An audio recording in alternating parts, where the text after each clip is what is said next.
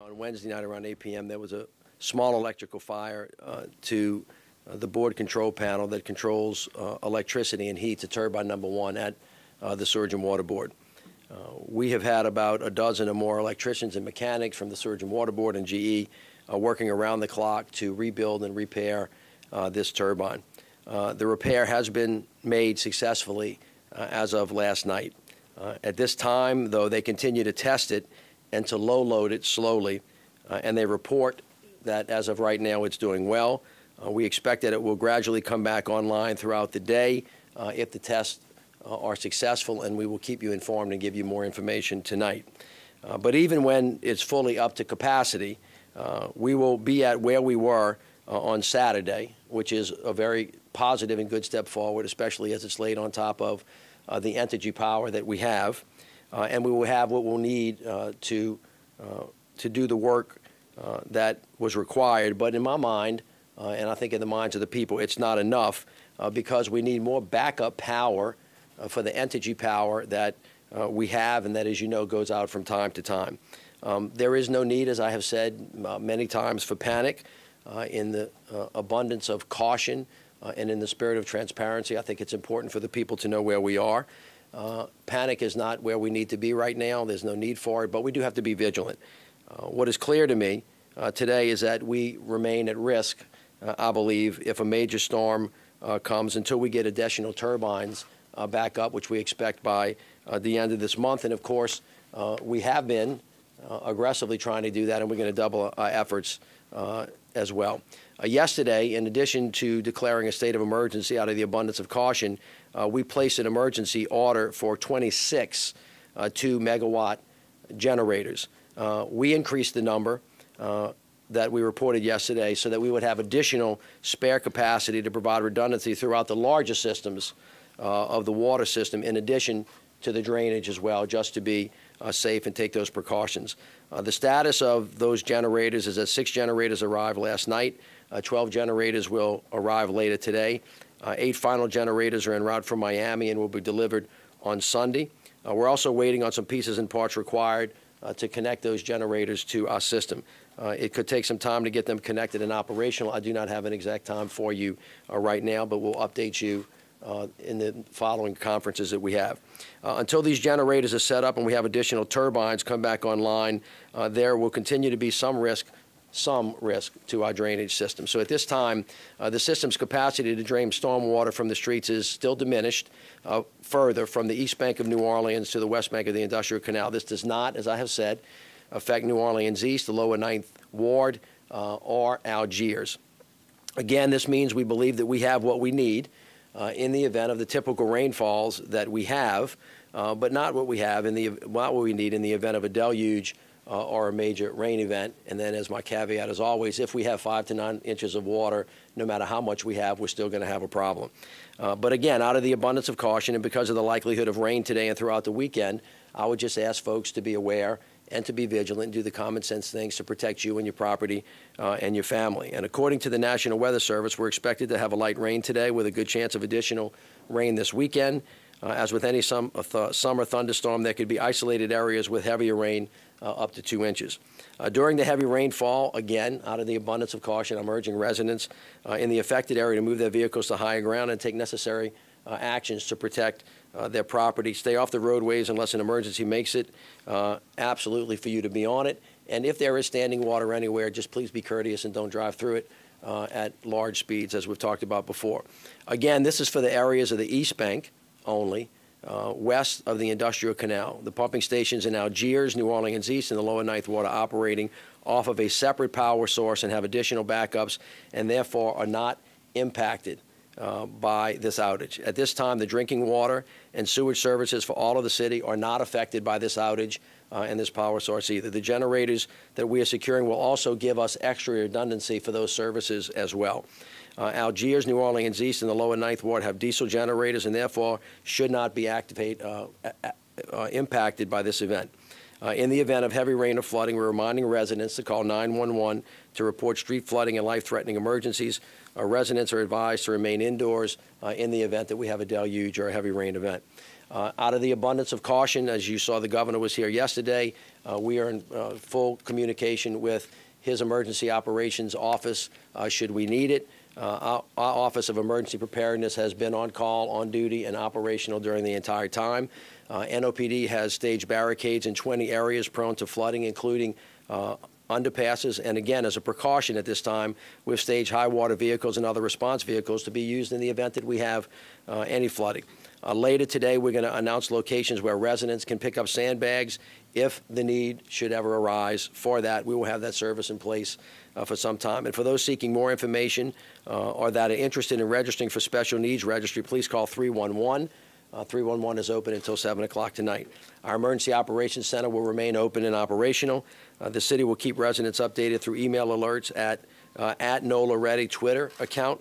And we will keep you updated and expect to give you an updated as we learn more information throughout the day. So thank you very much. I'll be happy to take some questions from you. Hey, Paul. Do you have more clarity today on how long these other 3 turbines have been out? We're hearing that at least one of them may have been out or not at full capacity since Katrina. And if so, what is your thought about the public not being told about that and the risk that we have ongoing until the problem with this latest turbine? Well, first of all, I don't have all of the details about how long each of them has been out. It's been pretty clear for a long time that one of them has been out and was expected to be out for a long period of time. That's the one that you're talking about. That's completely getting redone. I don't think that was a secret to anybody or not part of board meetings, is my understanding. If the information is different, I stand to be corrected. But remember, we have been, since Katrina, rebuilding this entire system. There's been lots of information, lots of public meetings about the cost of that, who was going to pay for it. As you may recall, we had press conferences some time ago indicating that we were able to generate, I think, in the area of $150 million to talk about water hammers. A lot of stuff going on at the Sewerage and Water Board, so that's not a surprise to anybody. What we have been trying to do is build capacity and redundancy. The thing that I'm more concerned about at the moment is that when the other 2 went out, that we weren't given adequate information to begin to build redundancy into the system, which kind of put us in the situation that we're in right now, which is unacceptable. But that's for the after-action report that we're going to be working through. Once the other 2 turbines that are down come back online, will we keep the 26 generators that you have coming in now throughout hurricane? Yes. Even more backup? Yes. Yes. At this point of how much total backup we actually need? Well, I'll take them backwards. I don't have a definitive information about how much total backup we need, but we will get what it is that we need to make sure we have total backup. And yes, they will stay with us through hurricane season, even after those other 2 turbines come back on. However, I want to be really clear with the public. Once we get through this crisis and all the after-action reports are done and all the opinions are given about, what could have happened or should have happened or who did what or who didn't do what, the fact still remains that we have an old system that needs to be upgraded. This is really what the infrastructure fight in the United States of America is about, not only for our sewer, water, and drainage systems, but for any system in America. And there is still going to be great need for upgrades as we are talking about upgrading our roads and our ports and all of those things. And we'll address those issues at the proper time when things get a little bit clearer in the months to come. Right. Can you talk about, so the emergency declaration gives you, you can bypass normal processes to put contracts into place. With the 2 resignations on the Sewerage and Water Board, you wouldn't have a quorum there to do it in the normal processes anyway. How long is the emergency declaration going to last, as you see? And what assurances can you give the public that proper procedures are going to be put in place, that the contracts are awarded fairly when the normal system is no longer there? Well, 2 things. You may recall, because we've had more than our share of experience with Katrina, Rita, when we are in an emergency, this is the normal process so that you can move very, very quickly. After Katrina, large contracts were signed to move things to the ground very, very quickly. We have always been open. We have always been transparent. We have always been working through getting stuff done very quickly, and I will exercise the authority that I have to make sure that I protect the citizens. The emergency order that's in place right now will last for 30 days, so we have the ability to do that. And even though 2 members of the Sewerage and Water Board resigned yesterday, there's a process to replace them that we hopefully will move through very, very quickly. even after we do that, I'm sure, given where we are in the political season that we're in, and in the kinds of constructive criticisms that's gone on, what should the structure of the Sewerage and Water Board look like? What's the relationship with the city? As you know, the Sewerage and Water Board is a creation of the state of Louisiana, so it requires legislative action. All of those kinds of things are going to have to be talked about. But in the short term, I'm hopefully that the process, as you know, that was put in place just a couple years ago, with the agreement of the city to have nominations made to the mayor through universities' presidents, actually would slow this process down a bit. But I think that we can get through that quickly. To the extent that we need a quorum, we'll ask the folks that nominate to meet very, very quickly, nominate new people. We'll vet them, we'll put them on the board, and then we will put them in place. And then after 30 days, if there needs to be another emergency order because of the quickness of procurement, we will do that. You all do remember that procurement process can actually take you longer, the normal one, than shorter. We have to get it done as soon as we possibly can in a way that is correct. In the instance of generators, we pre-procure emergency contracts. Yeah, those are all on procurement. First thing, and then you just award it once the emergency happens. Danny? In terms of the event, I mean, was this a fire? Was it something overheating? No, I think it was a small fire to a panel. It wasn't a conflagration of like the. I perhaps miscommunicated when I say fire. Everybody thinks it was a.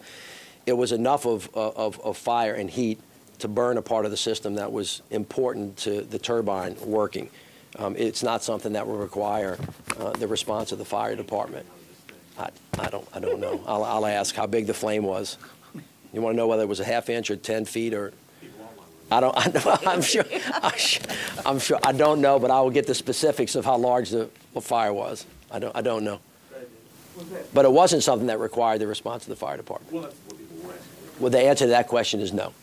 It was not. Part of the $150 million in work, or is that strict, or was the $150 million in upgrades strictly for the turbines themselves? Turbines and water towers. Turbines, well, if you go drive out there, you'll see this new big water tower. Remember, we had the water hammer issue, so we're building 2 water towers. And by the way, $150 million is a drop in the bucket of what you need to really fix that whole system. And so, as you know, we're in a daily battle with the federal government. I've given us the reimbursements that we think we need to try to alleviate the taxpayers of the city of having to do it. But it is a combination of local dollars, state dollars, and federal dollars that help rebuild our infrastructure. Anybody have anything else? We will try to keep you guys updated as the day goes on and as we learn more information. I want to thank the council members for being with us and for their work, and we look forward to continue to work with them. All right. Thank you all.